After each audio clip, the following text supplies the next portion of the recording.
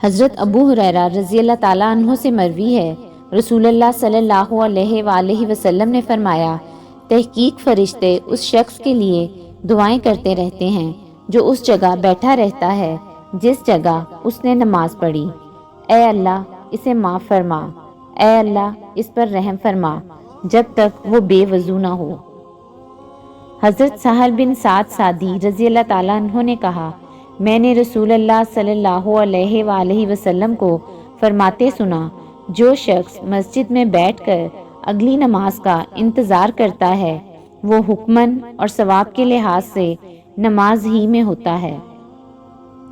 حضرت عبداللہ بن مغفل رضی اللہ تعالیٰ عنہ سے روایت ہے کہ رسول اللہ صلی اللہ علیہ وآلہ وسلم نے اونٹوں کے باڑوں میں نماز پڑھنے سے منع فرمایا ہے۔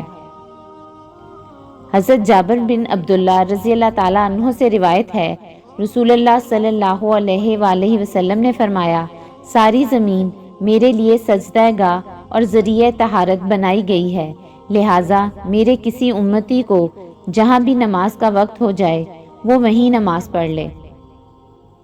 حضرت انس بن مالک رضی اللہ تعالیٰ عنہ سے روایت ہے کہ حضرت ام سلیم رضی اللہ تعالیٰ عنہ نے رسول اللہ صلی اللہ علیہ وآلہ وسلم سے گزارش کی کہ ہمارے گھر تشریف لائیں اور نماز پڑھیں تاکہ ہم تبرکاً اس جگہ کو نماز کے لیے مقرر کر لیں۔ آپ تشریف لائے تو انہوں ام سلیم رضی اللہ تعالیٰ عنہ نے ایک چٹائی اٹھائی اور اسے پانی سے گیلا کیا، پھر آپ نے نماز پڑھی اور سب گھر والوں نے آپ کے پیچھے نماز پڑھی۔